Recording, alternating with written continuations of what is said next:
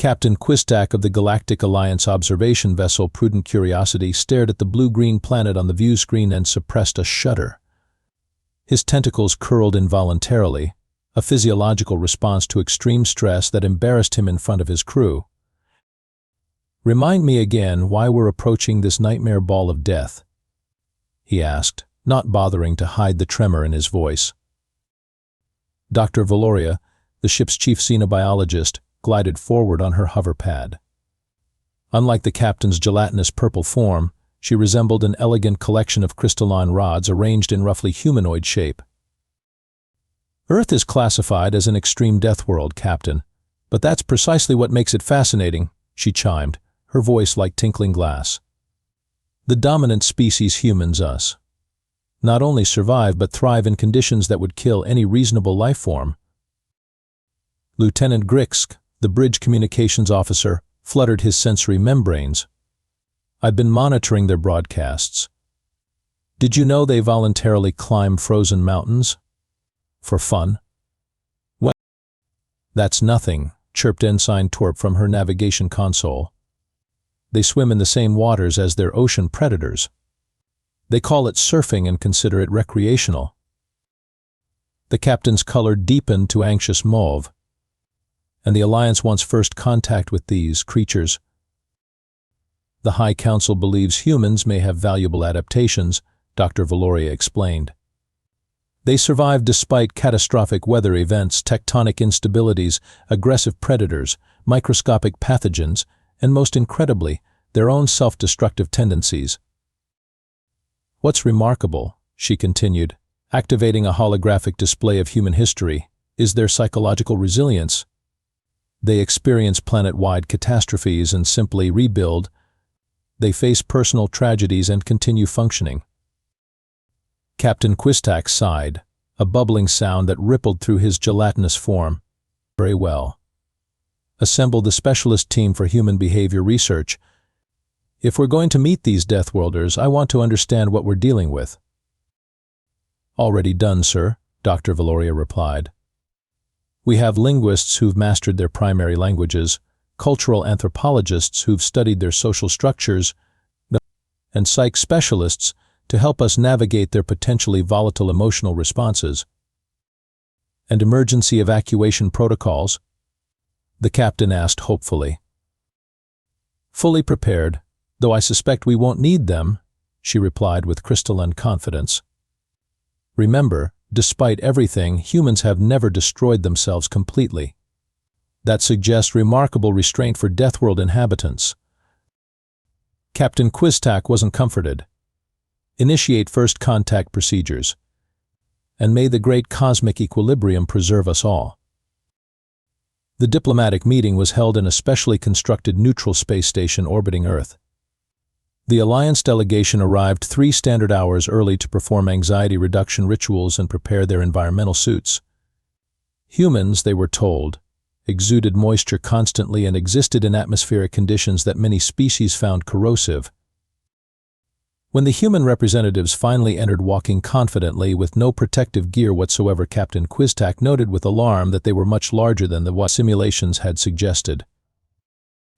"Welcome to humanity's little corner of the galaxy," announced their leader, a broad-shouldered male who introduced himself as Commander Jack Wilson.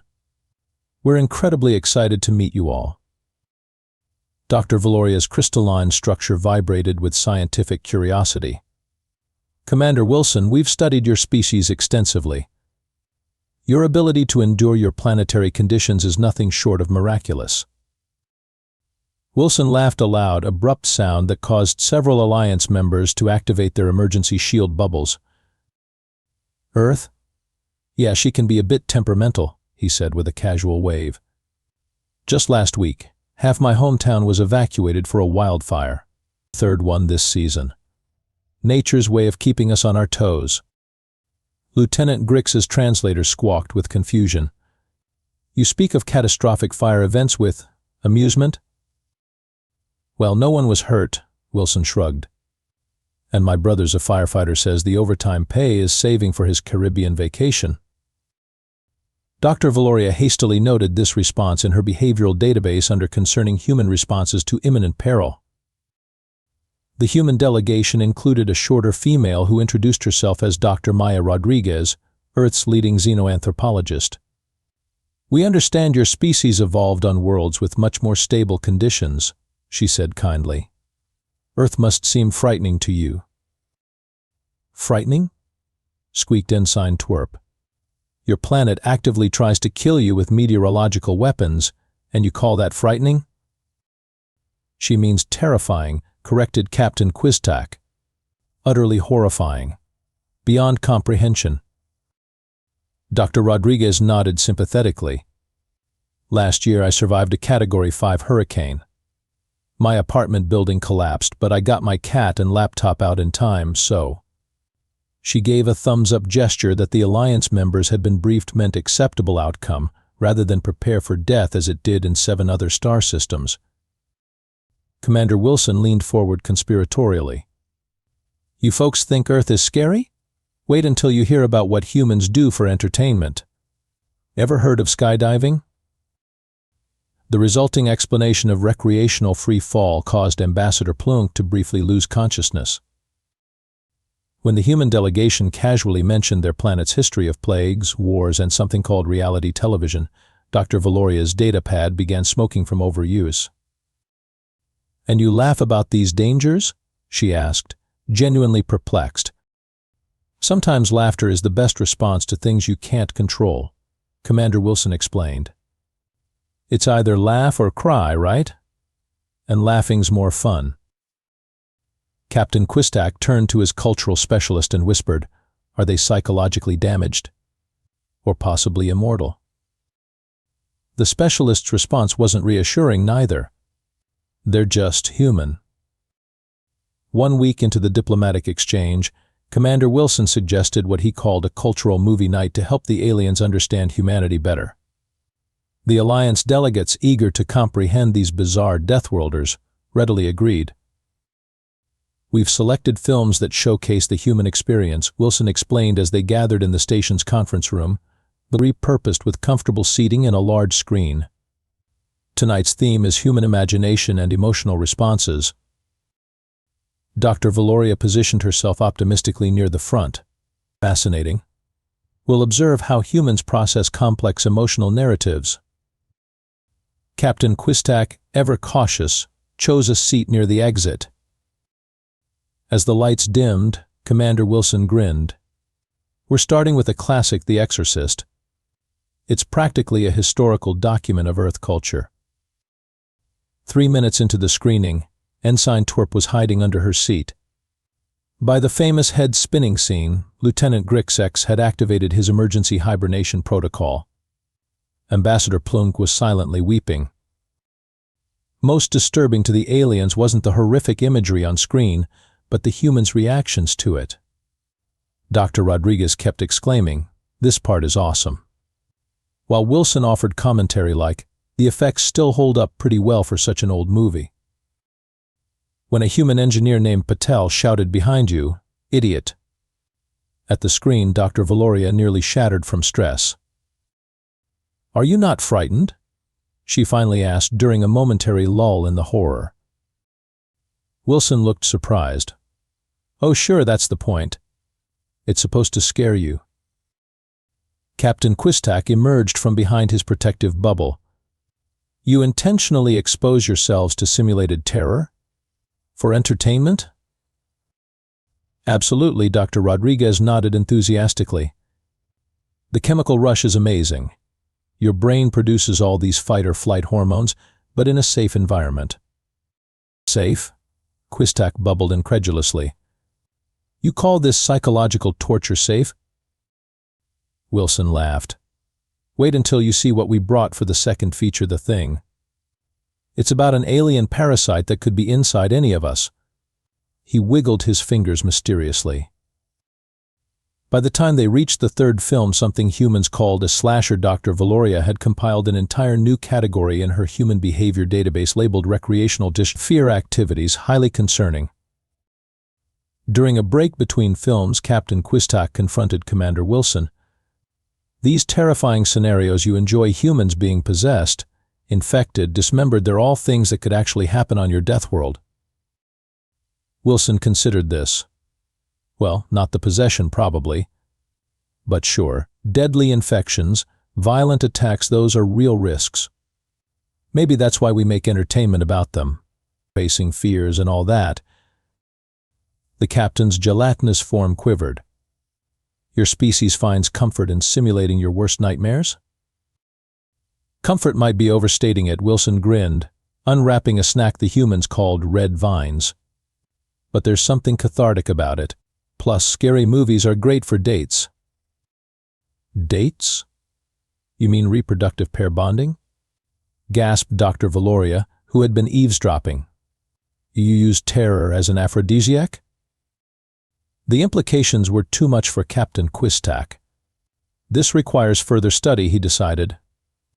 These recreational fear behaviors could represent a form of psychological warfare we've never encountered. Commander Wilson seemed delighted by this misunderstanding. Horror movies as psychological warfare? That's brilliant. Wait until I tell Hollywood.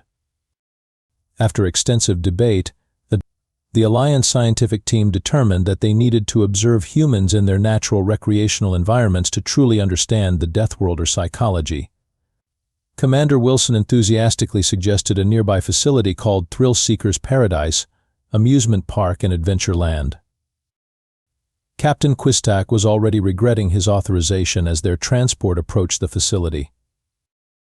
Are those artificial falling devices? He asked, indicating the massive roller coasters looming on the horizon. Yep, some of the best coasters in the country, Wilson confirmed cheerfully. The stomach scrambler has a 93-degree drop, almost straight down.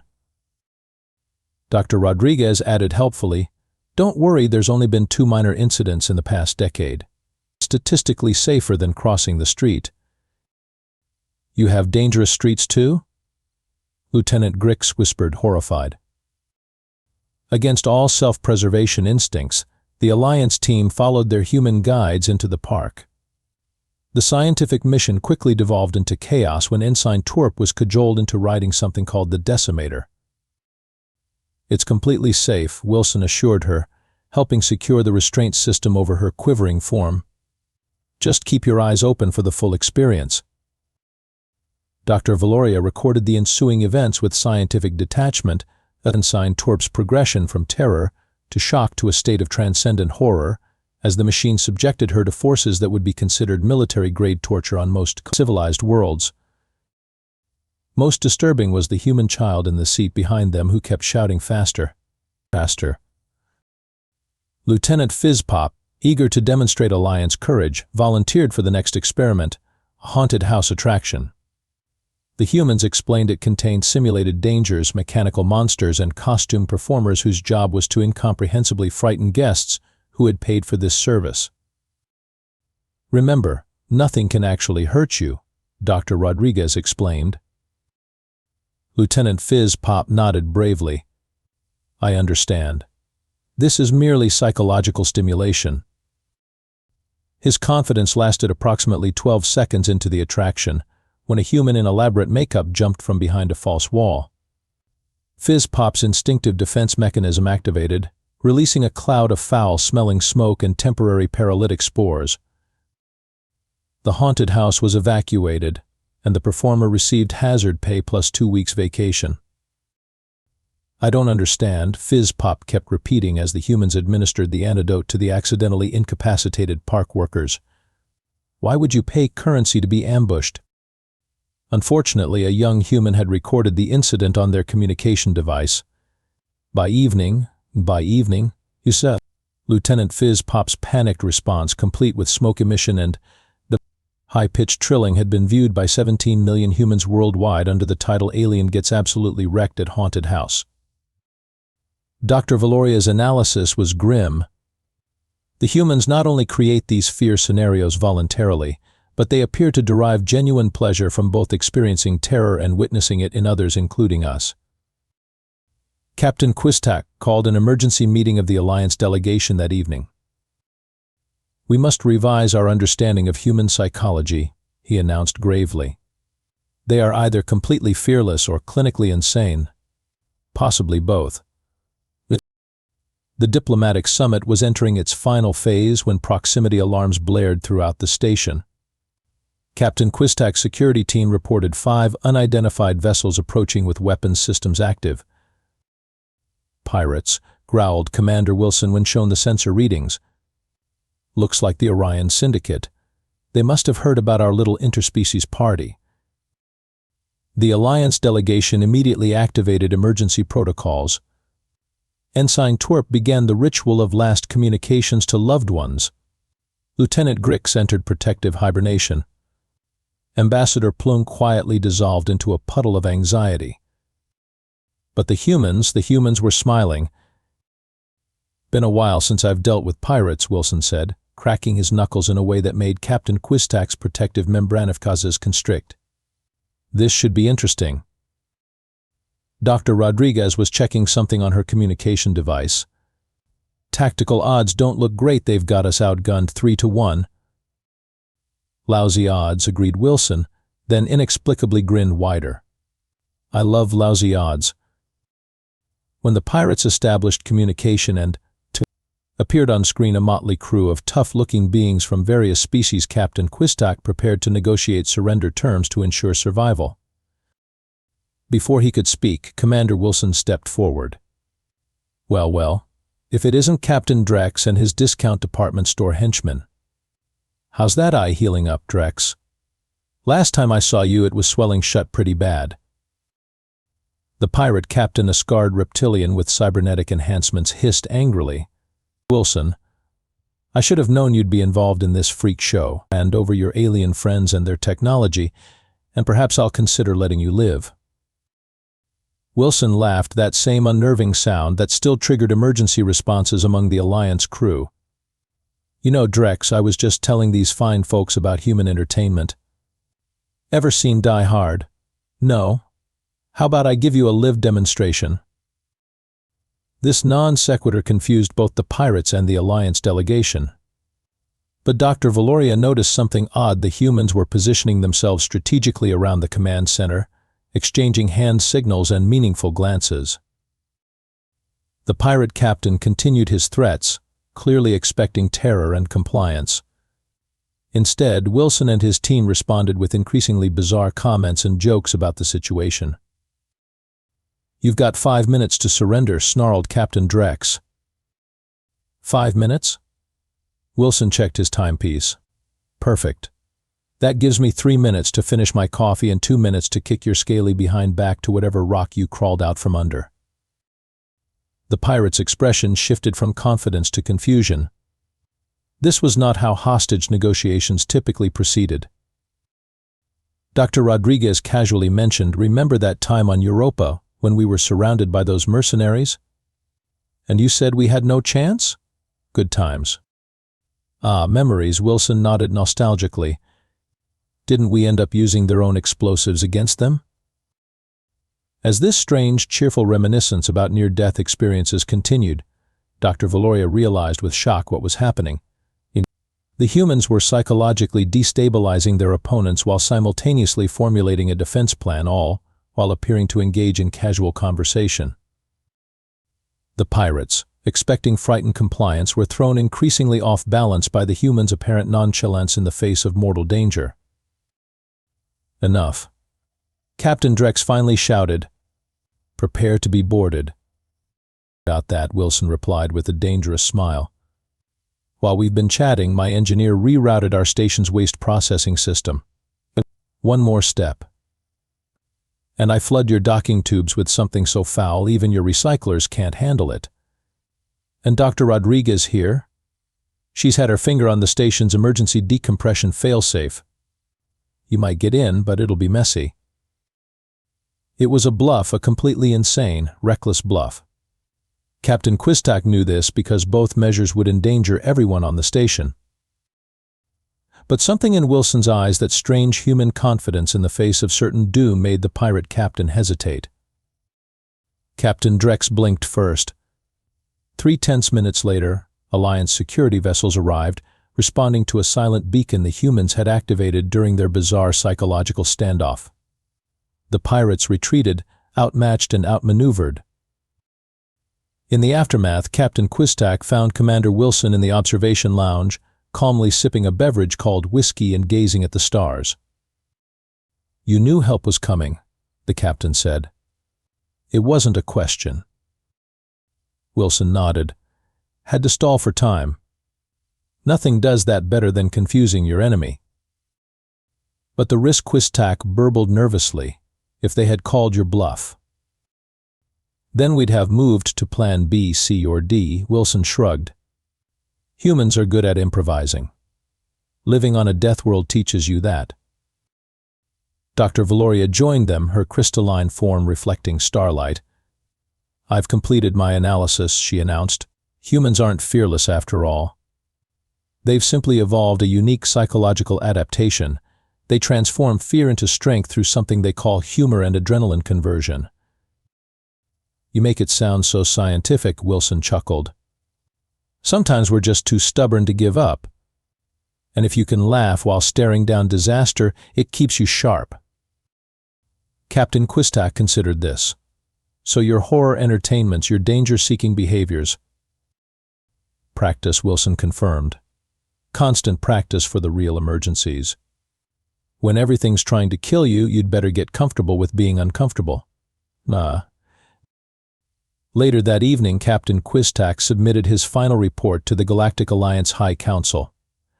In it, he formally recommended reclassifying humans not as dangerously unpredictable Deathworlders, but as uniquely adapted through psychological evolution. His report concluded, "Their laughter in the face of danger isn't madness as we initially believed, but rather a sophisticated coping mechanism that has allowed them to survive conditions that would crush most species. They have transmuted fear into a tool rather than a weakness.